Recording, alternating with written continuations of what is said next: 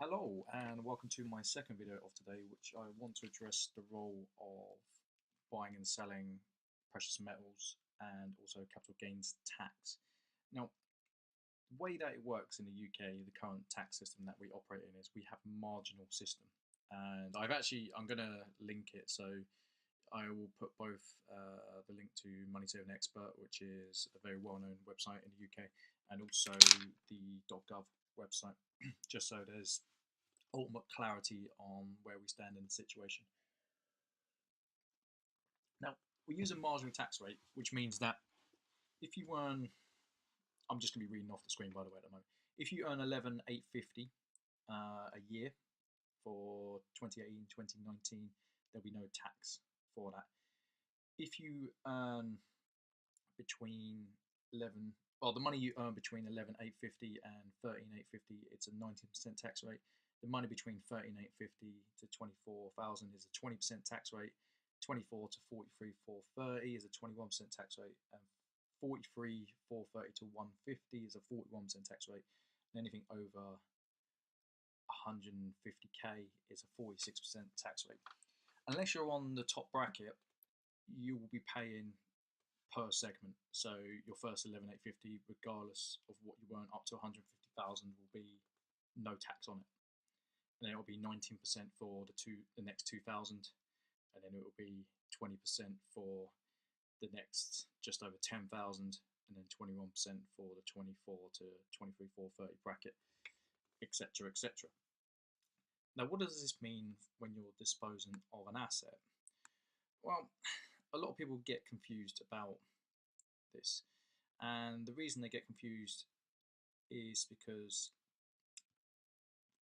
a lot of people will say, well, I need to buy capital gains tax coins or CGT allowance coins, and it's not true. It simply isn't true. Like, if you're not disposing of any other assets within the year, and if you're not a high net worth individual who can dispose of a lot of assets in the year, it's a lot of effort to make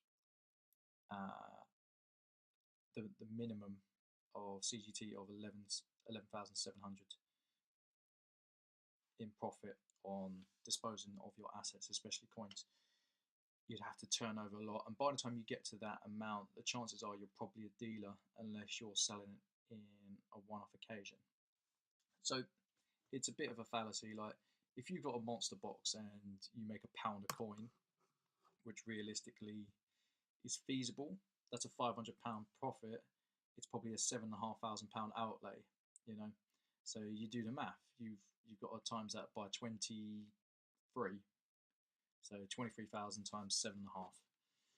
A lot of people simply don't have access to that amount of money, and if they do, it's probably tied up in their house or it's in their pension. It won't be in silver. It will be in other tax-related items. So, which come under a different rate. So, for example, your pension will have a special tax rate. Your property will be taxed higher than other assets. So it doesn't make sense to buy coins that are purely sold for CGT allowance. It's a bit of a fallacy. I think the mint does it just to put the prices up slightly, make a bit of extra bang for their buck on what they're selling.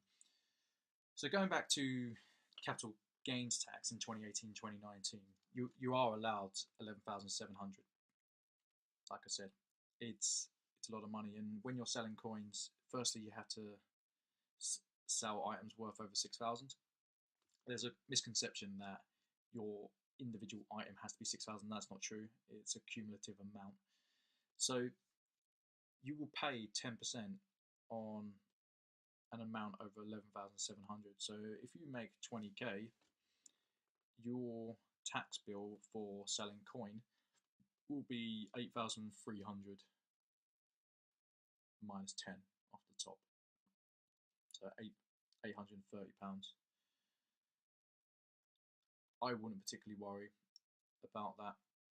It's nicer to have the money, but at the same time, there are ways around it, and is it worth paying the premium extra? I'd have to run the numbers. I haven't run the numbers personally, but is it worth paying the extra premium for CGT allowance coins than it is for buying other coins that may make you more money, or probably will make you more money, to be frank, unless you can buy for an absolute steal. Like if you're buying backdated Brits, for example, 2011, 2010, and you're buying them in a spot and selling them for £4 or £5 a coin, then you're going to do very well and it's going to work in your favour. However, if you're buying sovereigns, you're paying spot plus free, the chances are you're going to make a small amount of money per coin unless you're sitting on them 40, 50 years.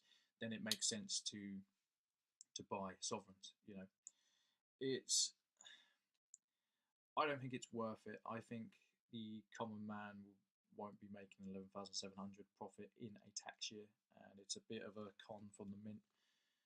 There are people who will hit it, and they probably don't need tax advice from me because they're doing well enough to hit it. Now, the 10% is on the standard capital. It's on the standard capital gains tax rate. If you're on the higher limit for your wage, it goes up to 20%. It probably makes sense. If you're the higher tax band, it makes sense to buy into Brits and sovs, etc. Anything that is British made. But if you're on the lower tax rate, it's not really. It shouldn't be top of your agenda, and it shouldn't be something that you worry about or something that you necessarily plan for. So, even if, for example, it's your pension pot and you're saving for 20, 30, 40 years and you come to liquidate it, you'll have your state pension if it's still there, and then you'll have your monthly income from coins. You can literally just taper it towards how much you need per month. I wouldn't even worry about the limit. The limit will probably be a lot higher going into the future. It tends to rise with inflation each year. So I wouldn't worry about it particularly. So yeah, that's my views on capital gains tax. There's a little bit of information.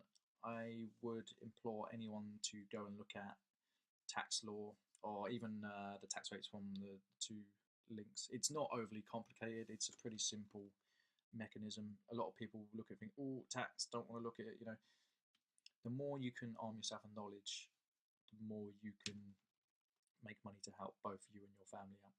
So I would definitely tell people to have a look at these links and tell me what you think. Like, you can disagree with me. I'm quite centre of the road. So if you disagree, then you're more than welcome to. And please drop me a comment.